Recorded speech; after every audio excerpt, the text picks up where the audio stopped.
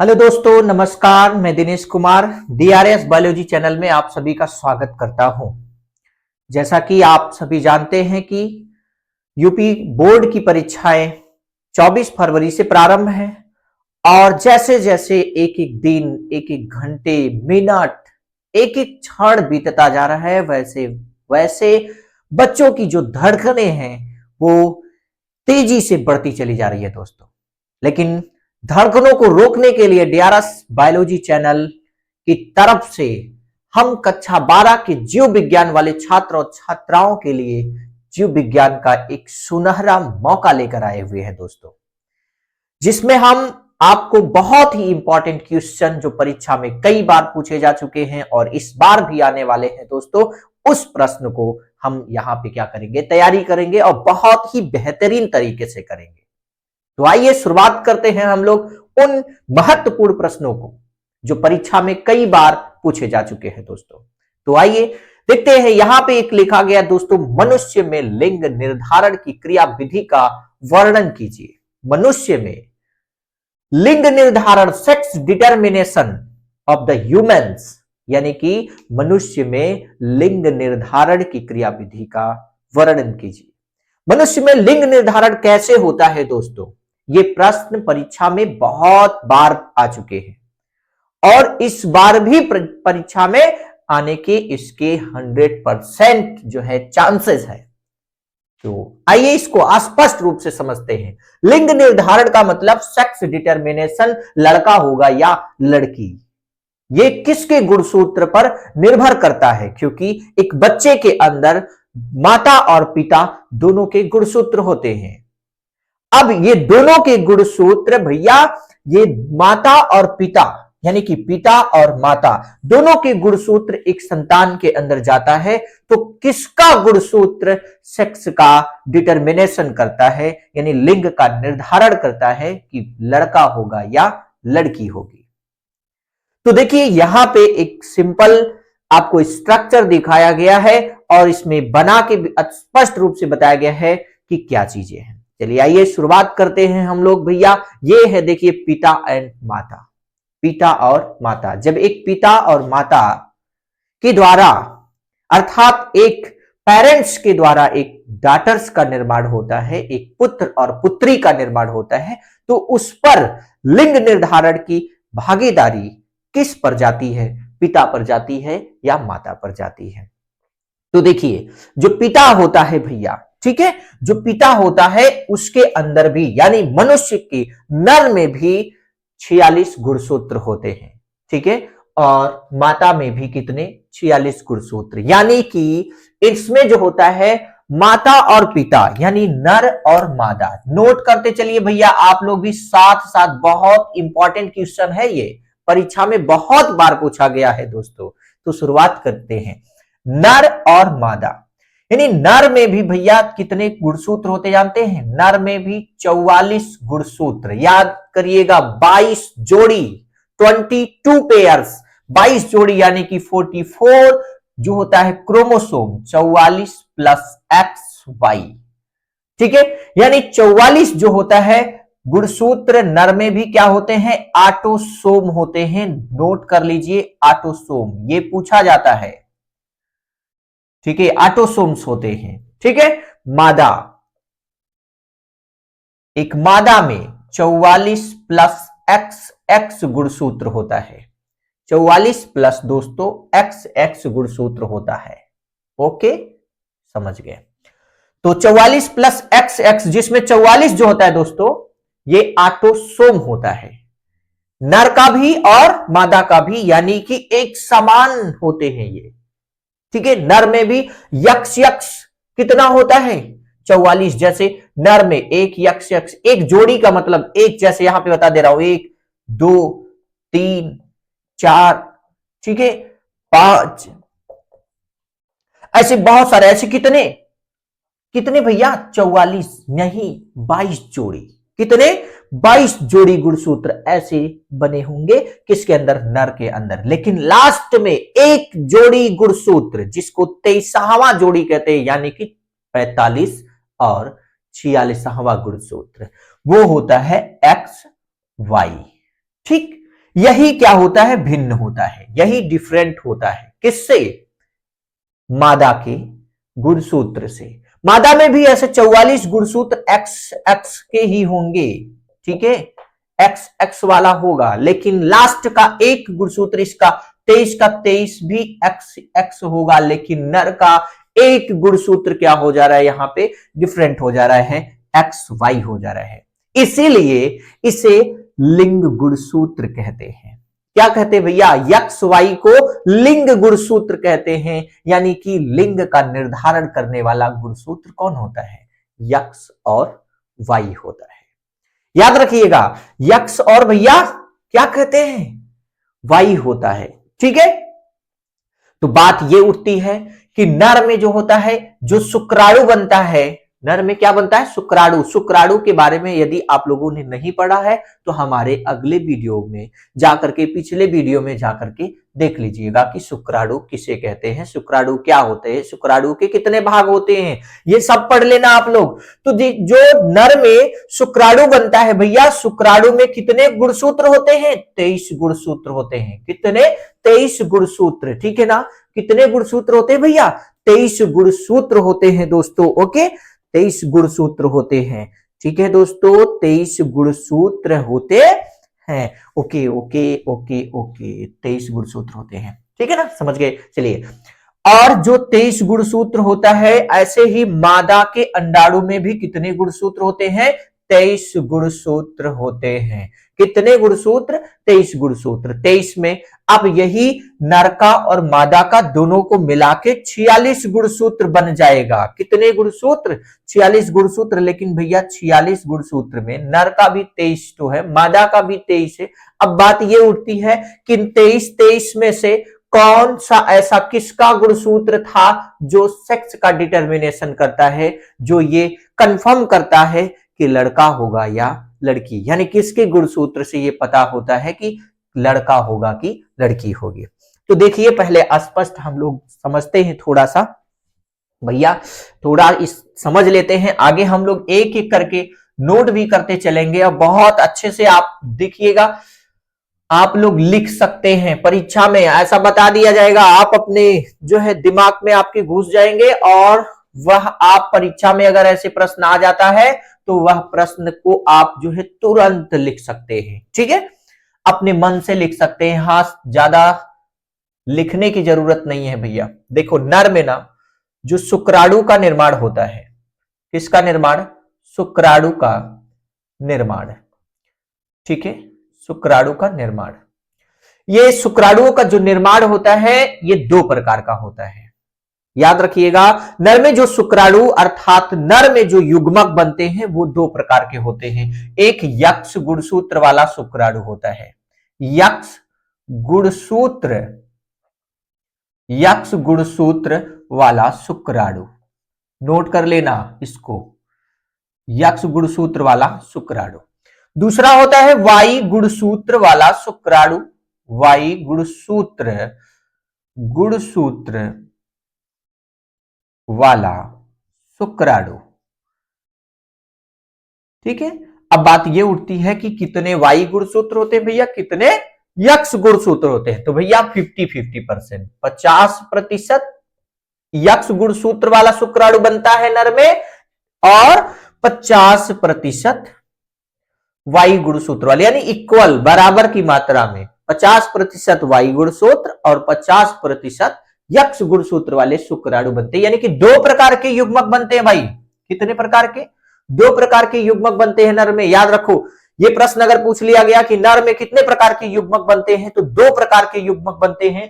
पहला जो होता है गुणसूत्र, यानी कि यक्ष गुणसूत्र वाला शुक्राणु, और दूसरा होता है वाई गुणसूत्र वाला शुक्राणु, ठीक है। ये दो प्रकार के शुक्राणु और संख्या में बराबर होंगे, 50% वाई और 50% यक्ष वाले होंगे। लेकिन मादा में याद रखिए, मादा में डिफरेंट होता है भाई, मादा में डिफरेंट, मादा में एक ही प्रकार का अंडाणु बनता है, एक समान अंडाणु बनते हैं, यानी उनके अंदर जो अंडे बनते हैं इसके अंदर एक समान, एक समान, ठीक है, अंडाणु का निर्माण होता है दोस्तों, एक समान अंडाणु का निर्माण होता है, एक समान अंडाणु का क्या होता है, निर्माण होता है। यानी इसके अंडे के अंदर सिर्फ एक एक्स होता है, यानी अंडे में सिर्फ यक्स होता है, वाई नहीं होता दोस्तों। यानी अंडे में सिर्फ एक समान के यानी कि एक्स ही गुणसूत्र होता है, वाई गुणसूत्र तो सिर्फ नर वाले में होता है। ठीक है, तो अब देखिए ये जो है मादा में एक्स गुणसूत्र और नर में जो युग्मक होता है वो दो प्रकार का होता है, यक्स होता है और दोस्तों कितना होता है, वाई गुणसूत्र होता है। अब बात ये होती है कि अब इसमें से दोस्तों जो होता है, अब इसमें से कि कौन सा ऐसा गुणसूत्र है जो क्या करता है, सेक्स का डिटर्मिनेशन करता है। तो आइए अभी हम लोग इसमें आप समझ लेते हैं स्पष्ट रूप से। देखिए ये एक पिता, एक यानी कि पेरेंट्स है, एक पिता है और एक माता। आप लोग क्लियर देख पा ही रहे होंगे। ठीक है, वीडियो की जो है क्वालिटी आप बढ़ा लीजिएगा, क्योंकि वीडियो जो होता है हम अपलोड जो है हाई क्वालिटी में करते हैं। आप हाई क्वालिटी में भी आप देख सकते हैं, जिसे आप थोड़ा सा जूम कर लेंगे तो अच्छे से आपको ये हैंडराइटिंग आपको दिखाई देगी। ठीक है दोस्तों, तो यहाँ पे देखिएगा एक पिता है, देखिए यहाँ पे देखिए इसमें दिया 44 प्लस एक्स वाई, यानी कि 46 गुणसूत्र इसके अंदर है, 44 प्लस एक्स वाई, और इसके अंदर है माता में या 44 प्लस एक्स एक्स। अब ये क्या है जानते हैं, अब ये जो गुणसूत्र है ये गुणसूत्र होंगे किसमें, नर युग्मक में और मादा युग्मक में। तो जब इनसे देखिए, इनसे जब नर युग्मक बन रहा है, यहां पे देखिए इनसे जब पिता से नर युग्मक बन रहा है तो यहां पे देखो दो भाग में डिवाइड किया गया है, इसको भी दो भाग में डिवाइड किया गया है। तो दोनों भाग में आप देखेंगे 22 प्लस एक्स और दूसरे वाले में 22 प्लस वाई, यानी कि दो प्रकार के युग्मक यहां पे दिखाए गए हैं। कितने प्रकार के, दो प्रकार के, 22 प्लस एक्स और 22 प्लस वाई दिखाया गया है, किसमें, नर में। उसी प्रकार मादा का जो ये युग्मक है, ये वाला जो दोस्तों देख रहे हैं ना, ये पेरेंट्स है यानी कि P1 है ये, और ये युग्मक वाला है भैया गैमिट। ठीक है, और ये जो है ये डाटर वाला पीढ़ी है भैया, जिसे F1 जनरेशन के नाम से भी जान सकते हैं आप लोग। ये देखिएगा, ठीक है, ये डाटर है, ये डाटर बने हैं।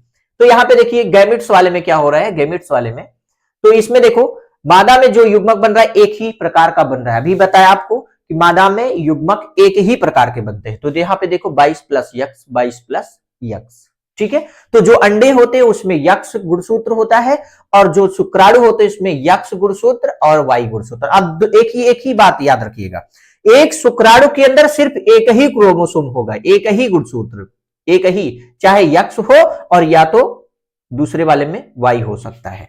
अब ये नहीं होता कि एक शुक्राणु के अंदर यक्स और वाई दोनों साथ में, ऐसा नहीं होता। शुक्राणु अलग अलग होते हैं, यक्स वाला अलग होता है, वाई वाला अलग होता है। 50% ये होता है, 50% वो होता है। ये क्लियर हो गया? तो चलिए आगे देखो। अब यहाँ पे देखिएगा, इन्हीं में हम क्रॉस कराते हैं। ये क्या बना है, युग्मक बना हुआ है। तो देखिए ये जो होता है यक्स वाला शुक्राणु है और ये वाई वाला शुक्राणु है। ये यक्स वाला अंडे है और ये भी यक्स वाले, क्योंकि इनके में तो समान होते हैं। अब यहाँ पे देखो, अब क्रॉस करा रहे हैं। यदि देखिए, यदि पिता का यक्स वाला जो शुक्राणु होता है, यदि पिता का यक्स वाला शुक्राणु मादा के अंडाणु में प्रवेश करता है, ये अंडाणु है ना, मादा के पास तो यक्स है, ये है, सिर्फ मादा के पास यक्स है। तो यदि पिता का यक्स गुणसूत्र वाला शुक्राणु मादा के एक्स गुणसूत्र वाले अंडाणु में प्रवेश करता है तो क्या होता है, डबल एक्स होता है। कितना हुआ, हो गया ना 22 कितना हुआ 44, अब प्लस एक्स और एक्स, यहां पे कितना लिखा गया, इतना ही लिखा गया ना कि 44 प्लस एक्स एक्स। ठीक है, तो ये क्या बन रही है, क्या बन रही है, एक पुत्री बन रही है। यानी यक्स गुणसूत्र के मिलने से किसका निर्माण होता है, पुत्री का निर्माण होता है। ठीक है, तो देखिए यहां पे, अब यहां पे देखिए 50% चांसेस रहते हैं पुत्री बनने के। ठीक है, 50% बनता है पुत्री, यानी कि हमेशा याद रखना एक पेरेंट से 50% चांसेस होते हैं एक लड़की बनने का और 50% चांसेस होते हैं पुत्र बनने का। ऐसी बात नहीं होती है कि कभी कभी आप लोगों ने देखा भी होगा, आपके गांवों में देखा होगा कि गांवों में कुछ कुछ आदमी ऐसे होते हैं जिन आदमियों के सिर्फ पुत्रियां ही होती हैं। तो इसका मतलब जानते हैं ना कि उनके अंदर ना वायु गुणसूत्र वाला शुक्राणु ना बहुत कमजोर होता है, ये स्विमिंग नहीं कर पाता। इस जब स्विमिंग नहीं कर पाएगा, जब तैर नहीं पाएगा, तो जो होता है यूट्रस और फैलोपियन ट्यूब में कहां से जाएगा, जब जा नहीं पाएगा तो फर्टिलाइज नहीं कर पाएगा। तो यही जो होता है यक्स वाला इसमें स्ट्रांग होता है। तो जो पुरुष में यक्स वाला स्ट्रांग रहेगा तो उसमें सिर्फ लड़की ही बनेगी, वो लड़की ही सिर्फ पैदा करेगा। और जिसमें जो होता है वायु गुणसूत्र वाला जो होता है स्ट्रांग होता है, तो वो सिर्फ लड़का ही पैदा करेगा। जिसके अंदर दोनों स्ट्रांग है तो वो लड़का और लड़की दोनों क्या करेगा, उत्पन्न करेगा। ठीक है, तो यानी कि हर व्यक्ति के अंदर, हर पेरेंट्स के अंदर 50% पुत्री और 50% क्या पुत्र बनाने की क्या होती है, क्षमता होती है। क्योंकि 50% शुक्राणु किसका बनता है, यक्स वाला, और 50% शुक्राणु क्या बनता है, वाई वाला बनता है। ठीक है, इतना क्लियर। चलिए आगे चलते हैं हम लोग। तो अब देखो, यदि अब यहां से देखिएगा, यदि पिता का जो वायु गुणसूत्र वाला शुक्राणु है, यदि मादा के अंडाणु में क्या करता है, प्रवेश करता है, मादा के अंडाणु में प्रवेश कर गया तो क्या बन गया, यक्स और वाई, यानी 44 प्लस एक्स वाई। ठीक है, 44 प्लस एक्स वाई, तो क्या बन गया बताओ, पुत्र बन गया ना। क्या बन गया, पुत्र। क्यों बन गया, क्योंकि पिता का क्या गया, वाई गुणसूत्र। अब बात यही कंफर्म हो जाती है, किसकी गुणसूत्र से, यानी कि सेक्स का डिटर्मिनेशन होता है, सेक्स का यानी कि लिंग निर्धारण होता है। भैया किससे होता है जानते हैं, किससे होता है, सुनो देखो, पिता के गुणसूत्र से। क्योंकि पिता के पास ही डिफरेंट गुणसूत्र है, मादा के पास तो समान है। जब भी मादा का ओवम बनेगा, अंडा बनेगा, तो उसके अंदर यक्स ही रहेगा। लेकिन पिता का जब भी शुक्राणु बनेगा, युग्मक बनेगा, तो उसके अंदर दो रहेगा, दो रहेगा, एक यक्स वाला और एक वाई वाला। अगर यक्स वाला निकल के अंडे के अंदर चला गया तो लड़की बनेगी, अगर वाई वाला चला गया तो लड़का बनेगा। ठीक है, अगर ऐसे समझ में नहीं आ रहा है तो यहाँ पे स्पष्ट आपको मैं दिखा दे रहा हूं, स्टार्ट में थोड़ा सा बना के आपको दिखा रहा हूं, बहुत छोटा सा। ठीक है, ऐसे आपको समझ में आ जाएगा भैया, ऐसे आपको पूरा का पूरा समझ में आ जाएगा। थोड़ा सा दिखा दे रहे हैं आपको। ठीक है, देख लीजिएगा, मेहनत करते रहिए भैया। अब जो है सोना नहीं है, खाना कम है। ठीक है, सोना भी कम है लेकिन पढ़ना ज्यादा है। ठीक है, बहुत पढ़ना है, क्योंकि हम लोगों को बहुत अच्छा मार्क ले आना है भैया, बहुत अच्छा मार्क ले आना। देखो यहाँ पे यक्स वाई बना दिया चार्ट में, और यहाँ पे यक्स यक्स बना दिया गया। ठीक है, अब ये यक्स क्रोमोसोम किसका है, किसका है, नर का। और ये वाई क्रोमोसोम किसका है, नर का, मनुष्य में नर का। और ये यक्स अंडे किसके हैं, मादा के। ये भी यक्स अंडे किसके हैं, मादा के हैं। ठीक है, अब देख लो, यहाँ पे अगर नर का जो यक्स वाला शुक्राणु है, अगर निकल के मादा के अंडाणु से यक्स वाले अंडाणु में प्रवेश करेगा, प्रवेश कर लिया, देख लो प्रवेश कर गया, प्रवेश कर गया ना, तो क्या हो गया बताओ, युग्मनज में क्या बना बताओ, यक्स यक्स। युग्मनज में जो बनेगा क्या बनेगा, यक्स यक्स। और यक्स यक्स बन गया तो क्या बन गई बताओ भैया, लड़की बन गई ना। क्या बन गई, लड़की बन गई। बहुत सिंपल सी बात है, क्या बनी, लड़की। अब देखो, अब जरूरी नहीं है कि ये वाला यक्स जो है इसी वाले अंडे से प्रवेश कर सकता है, इसमें भी तो कर सकता है ना, तो इससे भी करा सकते हैं हम लोग, दोनों से कराएंगे। तो यहाँ पे देखो, ये भी क्या बन रहा है, लड़की बन रही है। ठीक है, लड़की बन गई ना। अब देखो किससे निर्भर हो रहा है, पिता के। अगर पिता का यक्स निकलता है तो लड़की, और पिता का वाई निकलता है तो लड़का। माता में तो यक्स यक्स होता ही है, तो किस पर, एक संतान में लिंग जो निर्धारण होता है भैया किसके गुणसूत्र से होता है, तो भाई साहब किसके जानते हैं, पिता के गुणसूत्र से। यह परीक्षा में कई बार प्रश्न पूछा जा चुका है दोस्तों, कि एक संतान में एक संतान का लिंग निर्धारण किसके गुणसूत्र जो होता है, किसके गुणसूत्र से होता है, तो वो होता है भाई साहब पिता के गुणसूत्र से। ठीक, अब यहां पे देख लो, चाहे समझ गए होंगे आप लोग, पिता के गुणसूत्र से। और यहां पे देखो, अगर वाई वाला गुणसूत्र वाला यक्स से यक्स अंडाणु में जाएगा तो क्या बनेगा, यक्स वाई। और क्या बन गया बताओ, लड़का। यक्स वाई से क्या बन गया, लड़का। और ये इससे देखो, यहां बहुत सिंपल सी, यक्स वाई क्या बन गया, लड़का। तो ये 50% भैया शुक्राणु यक्स और वाई के होते हैं, इसीलिए चांसेस होते हैं 50% लड़की और 50% लड़का बनने का चांसेस। अब आप लोगों को यहां स्पष्ट में समझ में आ गया होगा। अब लिंग निर्धारण के समय चाहे तो आप ये वाला स्ट्रक्चर बना लो और चाहे तो ये वाला, क्योंकि यहाँ पे डिटेल्स में दिया गया है। ये 22 प्लस यक्स होते हैं, क्योंकि भैया 22 जो होता है, याद रखो नर और मादा में जो होते कितने जोड़ी गुणसूत्र ऑटोसोम होते हैं, ये पूछा जाता है। ठीक है, तो ऑटोसोम होते भाई कितने, 22 जोड़ी। ठीक है, 44 गुणसूत्र, 22 जोड़ी। ठीक है, अर्थात 44 जो होता है गुणसूत्र, 44 गुणसूत्र। ठीक है, ऑटोसोम होते हैं, नोट करते चलिए, ऑटोसोम। ठीक है, ऑटोसोम्स होते हैं। ये परीक्षा में कई बार पूछा गया है, इतना तो आप लोगों को क्लियर हो गया। ठीक है, लिंग निर्धारण किसके द्वारा होता है भैया, किसके द्वारा, पिता के गुणसूत्र। अब लिखना कैसे है ये भी आप लोग समझ लो, इसी से देखो लिख सकते हैं, इसी से लिख सकते हैं। ठीक है, इन्हीं से हम लोग लिख सकते हैं कि लिखना कैसे है। आप लोगों को परीक्षा में करना क्या है, परीक्षा में इस तरीके का पूरा स्ट्रक्चर बना लेना है। जब अगर आपको दे मनुष्य में लिंग निर्धारण, ठीक है, तो आप लोगों को इस तरीके से बना लेना है। क्योंकि देखो याद रखना, जो मनुष्य होता है और अधिकांश कीट में भी जो मादा होती है उसमें यक्ष यक्ष होता है, कीट में भी, कीट जानते हैं ना, इंसेक्ट में भी यक्ष यक्ष होता है, और जो होता है नर होता है उसका यक्ष वाई का होता है, और मनुष्य में भी यक्ष वाई होता है और यक्ष यक्ष होता है। अगर कीटों में लिंग निर्धारण पूछता है तो इसी को आप लिख लीजिएगा, ऐसे बना के लिख लेंगे तो पूरा क्लियर हो जाएगा कीट करके। ठीक है, आगे अभी आपको हम पढ़ाएंगे जो है पक्षियों में लिंग निर्धारण, मधुमक्खियों में लिंग निर्धारण, ये सभी आपको हम पढ़ा देंगे, बता दिया जाएगा। ठीक है, तो आगे देखिएगा, यहां पे समझ लेते हैं। अब लिखना कैसे है, अब लिखना है कि नर तथा मादा में यानी कि 22 जोड़ी गुणसूत्र क्या होते हैं, ऑटोसोम होते हैं। ठीक, जिसमें से नर का एक जोड़ी गुणसूत्र 23वां जोड़ी गुणसूत्र, यानी कि एक जोड़ी लास्ट अंतिम का 23वां जोड़ी गुणसूत्र लिंग गुणसूत्र कहलाता है, क्योंकि उसमें भिन्न प्रकार के गुणसूत्र पाए जाते हैं, यक्ष तथा वाई। देख लो यहाँ पे क्या पाया गया, 23वां है ना, ये 44 तो है, 22 दूना 44, और 23वां क्या है भैया, ये भिन्न है, इसलिए इसको क्या कहते हैं, लिंग गुणसूत्र कहते हैं। ठीक है, तो नर में 2 प्रकार के युग्मक बनते हैं, 2 प्रकार के शुक्राणु बनते हैं। लिखना ऐसे ही है, 2 प्रकार के क्या बनते हैं, शुक्राणु बनते हैं। ठीक है, तो 2 प्रकार के शुक्राणु बनते हैं, पहला यक्ष गुणसूत्र वाला शुक्राणु, दूसरा वाई गुणसूत्र वाला शुक्राणु। और 50% यक्ष गुणसूत्र वाला शुक्राणु बनता है और 50% वाई गुणसूत्र वाला शुक्राणु बनता है, ऐसे लिख लेना है।